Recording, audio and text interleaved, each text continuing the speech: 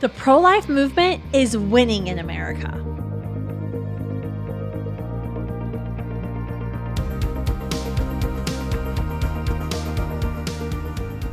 Hey everyone, I'm Kristen Hawkins, and welcome to this edition of Explicitly Pro-Life.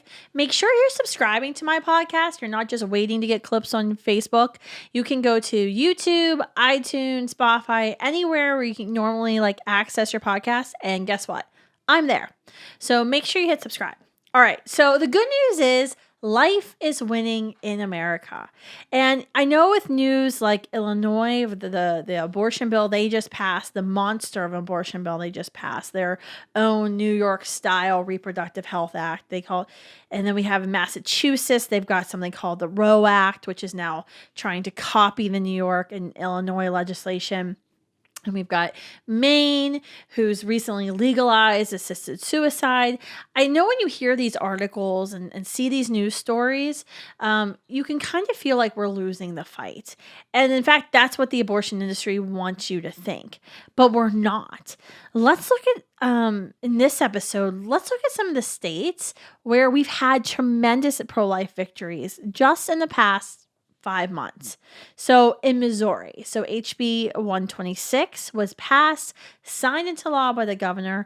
It had this was like the pro-life mega bill, had numerous pro-life provisions in it. It prohibits abortions except in limited cases once a heartbeat has been detected. It prohibits gender-targeted abortions. It prohibits Down syndrome-targeted abortions. It triggers an automatic ban on abortion once Roe v. Wade is overturned. You had Ohio that passed the fetal heartbeat ban. You had Georgia, which also passed another ban on abortions after heartbeat has been passed. In Texas, Governor Abbott signed into law a bill that prevents doctors from killing babies after they've been born alive. So actually protects babies after they've been born alive during an abortion. This is the exact legislation that the Democratic governor of North Carolina, Roy Cooper, vetoed. In Texas, they also passed legislation that prevents taxpayer dollars from subsidizing the abortion industry. We had two Students for Life Action captains actually testify in favor of this legislation. Now, here's a video of two of our state captains testifying in favor of that law. Hello, my name is Melanie Salazar, and I am the president of the pro-life group at the University of Texas in San Antonio. I am a student leader for Students for Life of America, and I am representing Students for Life Action, all the other students who are staunchly pro-life and cannot be here today, and I am here to be a voice for the voiceless, a voice for the unborn. I am strongly in favor of Senate Bill 22. I am pro-life because of what basic biology and embryology teach me on when human life begins, and I believe that all humans are equal and deserving of the most basic right to life. Abortion is not a simple removal of cells, but rather an intentional killing of a human life, whether it be by giving pills that a woman goes and then has a birth in a toilet, by vacuum suction, the ripping apart by a curette or forceps, the burning by saline, the injection of digoxin to cause a heart attack, or the snipping of a born-alive baby's necks. Abortion is graphic, not simple, and no human should be treated this way. And no government entity in the state of Texas should have their hand in the facilities that provide such procedures. I believe that taxpayer dollars should be reallocated to federally qualified health centers and pregnancy resource centers who offer women real choices. I believe that empowered women empower women to choose life. I believe there was a time that blacks were looked at as less than human. Jews were looked at as less than human. And today, preborn humans are looked at as less than human. Please protect all human life. Please reallocate taxpayer funding, and please defund Planned Parenthood and all these abortion facilities. Thank you. Thank you, Madam Chair and fellow committee members. My name is Jerry Sharp. I am also representing Students for Life Action, but I'm here on a voluntary basis because this is a dire and urgent need. Texas can be a leader when it comes to human rights as well as economic and social justice. One term that I have come to learn in my university career is the term woke. And woke is the term students will tell each other when they know of injustices or they realize systematic oppression in the everyday world. And I would say that I have been woke when I've actually seen and doing through my own research what Planned Parenthood is and what their business model is. I honestly truly believe that they are a corporation in the terms of how they influence a market, how they cater to a certain niche in our demographics. If we really look at where they target and how abortion facilities, including Planned Parenthood, are within a 5-mile radius of universities, it goes to show you who they're actually reaching out to. And I'm sure as all we know that they also provide the lowest quality condoms to university students. And so I'm here on behalf of students that are unable to be here to be in full support of SB 22. And I want to thank Senator Campbell for bringing this and spearheading it, as well as all the other co-sponsors. Thank you. What this bill will do and this law will do will prohibit situations that are currently happening in Austin right now, where the city of Austin has leased a building to Planned Parenthood for their abortion business at a rate of $1 a year. It's no longer going to let state and local governments get in bed with the abortion industry. In Alabama, you all know what happened. The female GOP governor, Kay Ivey, signed into a law banning abortions in the state, which was huge. It was a total ban of abortions, no exceptions, only for the life of the mother. In Louisiana, the Democratic governor, John Bel Edwards, signed a law that bans abortions after the fetal heartbeat can be detected.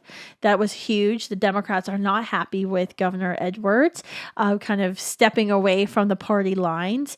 In Rhode Island, their own version of the New York-style Reproductive Health Act, we were told was going to pass. There was nothing we could do, was actually defeated. It's still up to debate because of some weird parliamentary procedure, but it was a big victory for us that's been actually defeated.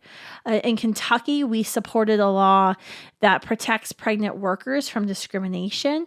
This legislation was supported by a variety of pro-life workers groups and the business community, and it passed.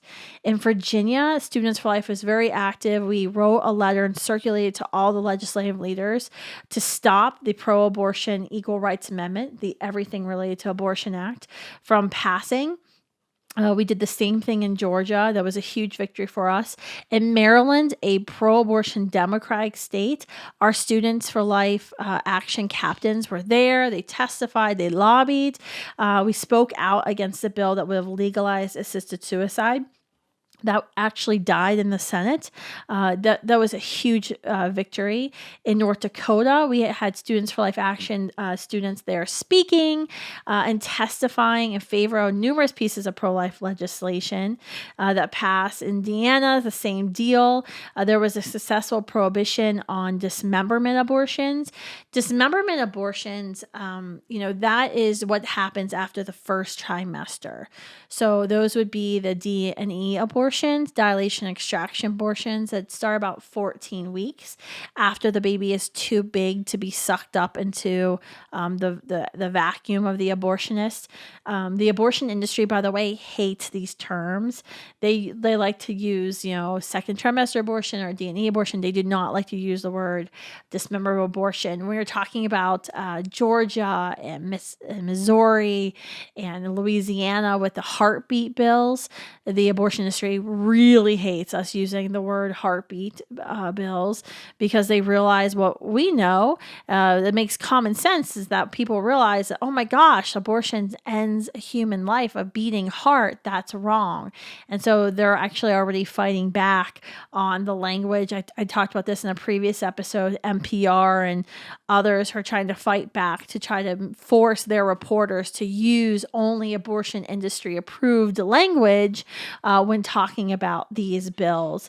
In New Mexico, we had a victory. The state Senate had several Democrats who actually switched over to vote against their extreme abortion bill that once again would have been very similar to the New York and Illinois bill that was passed.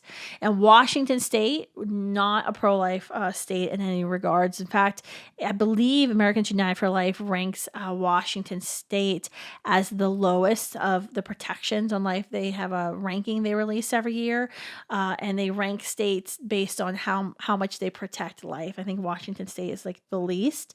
But Washington State, there was a piece of legislation that would basically let Planned Parenthood write their sex ed curriculum for the state. Our Students for Life action leaders went, lobbied, testified, and we were actually successful in stopping it.